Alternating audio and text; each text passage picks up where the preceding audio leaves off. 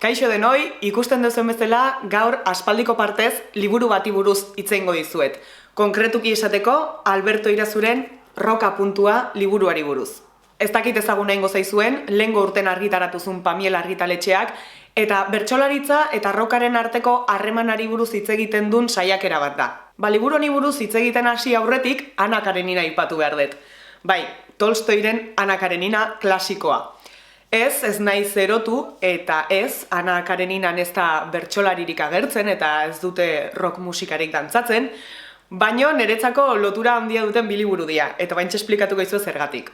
Ana Karenina liburua orain dela hilabete batzuk irakurri nun, eta kontua da, bazkal ondoren kafe bat hartzea jeisten itzala kafetegi batea, eta aprobetxatzen nula liburua pixka bat irakurtzeko. Egun oitako baten, junitzan, kafea eskatu nun, atera nun liburua, hasi nintzen irakurtzen, eta ondoko maiko tipoak esan ziten, aiba, Ana Karenina, justu nire bai, oain hasi naizoi irakurtzen, ze besoa eskai olatuta daukat, eta liburu potolo bat lasai irakurtzeko denbora daukat. Eta hoxe, komentatzen nahitu ginen abertze iruditzen zitzaigun, eta hola, gero kamarera ere bai sartu zen elkarrizketan, ze justu beake bai, oain dala ezain beste irakurri zule esan zigun. Eta nahi detaile kuriosoa iruditu zitzaiten, ze 3 pertsona baldin bageunden kafetegin, justu 2 momentu hortan Ana Karenina liburua irakurtzen aitzea, grazia eintziten, ze ez da modan dagoen liburu bat, precisamente. Eta handikan, aste betea edo pare bat astea, ikusi nun elkarrizketan bat ez dakit egunkarin baten edo irratiren baten Roka puntua liburuari buruz, eta Ana agertzezan argazkia, Alberto Irazurena, ezaguna entzitzaiten. Eta esan nun, aiba. Osake, kafetegin Ana Karenina irakurtzen nahi dan tipoa Alberto Irazu da, eta idazlea da, eta ni nola oso enpanatua naizen, ez naiz enteratu. Egia esan aitortu behar dut, elkarrizketa irakurri nula edo entzun nula, eta pentsatu nula, liburua etzala oso nere estilokoa. Ez ziten bereziki atentzioa deitu, ze, nik bertxok entzute ditut, bertxo saiok ikustea gustatzen zait, eta musika ere bai entzuten dut, baino ez naiz bereziki zalea, ez ditut jarraitzen musika taldeak, ez daukat kultura musikalik. Orduan, esaten nun, saiakera bat bertsolaritza eta roka uztartzen dituna, oso ondongo da, baino ez da niretzako liburu bat. Eta hola gelditu nintzen. Handik egun batzuta berriz etopatu nintzen Albertokin, eta orduan nila banekin idazlea zala eta liburu bat publikatu zula eta hori dena.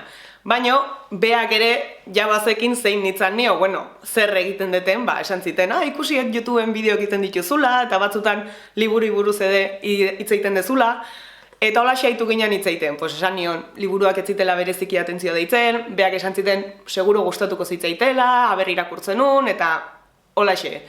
Eta denbora pasazan, tarteka Albertokin kruzatzen nintzen kalen, eta esate ziten, irakurri aldezu, danik, ez, oraindik ez. Eta azkenen, aurreko hilabeten, iraien, ikusi nun, egiako irakurle taldeak aukeratu zula irailerako Albertoren liburua, Roka puntua. Eta esan nun, bai hasta, hau da momentua, irakurri behar dut. Ze gero gainea hilabete bukaeran, liburua irakurrita gero, Albertokin behakin tertulia bat zeon antolatuta, eta esan nun, jazta, hau aukera oso politia da. Beraz, jazta, irakurri den liburua, aurreko egin genuen tertulia Albertokin, oso ondo juntzan, eta bai, aitortuko dut, gustatu zaitela, liburua interesgarria iruditu zaitela.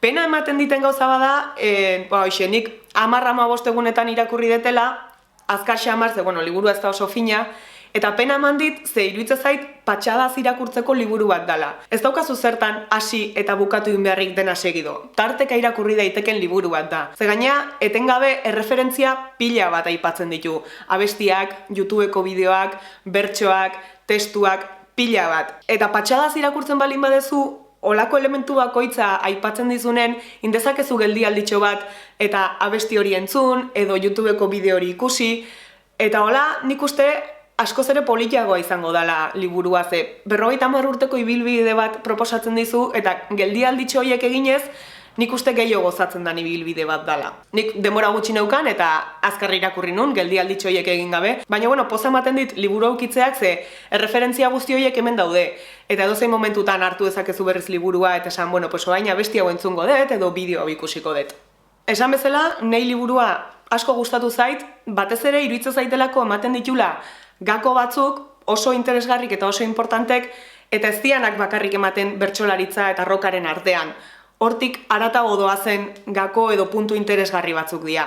Adibidez, liburuan ematen dian erreferentzia asko nahi pixka bat urruti gelditze zaizkit, ez ditut bizitu izan. Ba ez dakit, nik uste euskerazko rokarekiko retizentzia guzti horiek eta ja pixka bat pasata zeudela, eta nik bastante normalizatuta bizitu izan detela hoi. Baina bai iruditzen zait oso antzeko egoera bizitu nula beste musika estilo batekin, izango litzatekela dance edo elektronika edo rollo hortako musikarekin. Hemendikat taldea sortu zenen adibidez, gogoratzen dut nola hartzen zen pixka bat mesfidantzaz, ezta? Musika mota hori euskeraz egitea, bai ez, da retxazo moduko bat ere bazegola. Horregatik esaten dut, liburuan rokarekin eta bertsoarekin aipatzen dian gauza guzti horiek, nik bai uste detela beste modu batea bizitu izan ditutela, eta hori oso interesgarria iruditu zait. Hoi litzateke interesgarria iruditu zaiten gakoetako bat. Beste bat, sortzen dezun hori euskeraz sortzeko hautua egitea. Horri buruz asko hitz egiten da liburun, rock taldek ze hizkuntzatan kantatzea erabakitzen zuten eta guzti hori, eta iruditzen zait hautu hori euskara aukeratzeko erabaki konstiente hori etengabe dagola presente, sortzen dezun gauza bakoitza ze hizkuntzatan sortzera zoazen erabaki behar dezunen. Abesti bat, liburu bat, bideo bat, tesi bat. Nere kasun adibide garbiena YouTubeko kanala litzateke, eta horregatik oso presente daukaten zerbait da, eta garrantzitsua iruditzen zaitena eta aipatu nahi nuna. Eta honekin lotuta, azpimarratu nahi duten beste gako bat oso ondo lantzen da liburuko atal batean, izena duna on eta off. Eta honi buruz ere hitz egin nahi dut, zen ere egunerokotasunen buelta asko ematen dizkioten zerbait da. Atal hontan esplikatzen dana da, ez dela gauza bera, artistak kanpora begira proiektatzeko erabiltzen duen hizkuntza, bere abestietan erabiltzen duna, edo bere liburuan, edo berak egiten duen horretan erabiltzen duen hizkuntza, eta barrura begira erabiltzen duna. Entsaio lokalean taldekideekin ze hizkuntzatan hitz egiten duen, edo bere bizitza pertsonalean kanpora begira proiektatzen ez den bizitza hortan erabiltzen duen hizkuntza.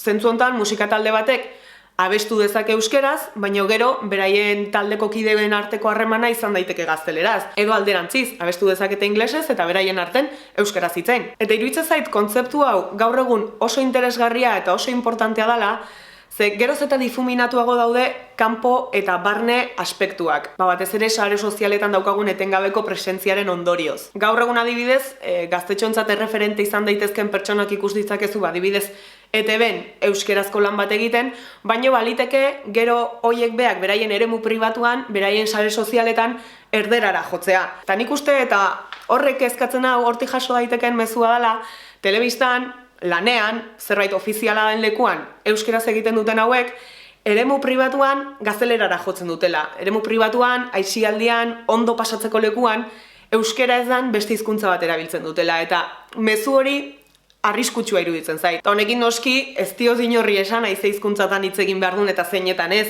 baina bai esan nahi dut, iruditzen zaitela kontutan hartu behar den elementu bat badala behintzat. Hoi da Roka puntua liburuari buruz esateko neukana. Nik gomendatuko nuken liburu bat da, esan bezala erreferentzia pila bat ematen ditulako eta oso irakurketa polita egin daitekelako erreferentzia hoiekin, eta gaina, gaur egun ere oso interesgarria dian gako asko ematen ditulako. Eta hoxe da dena gaurkoz, eskerrik asko bideo ikusteagatik eta hurrengora arte. Aio!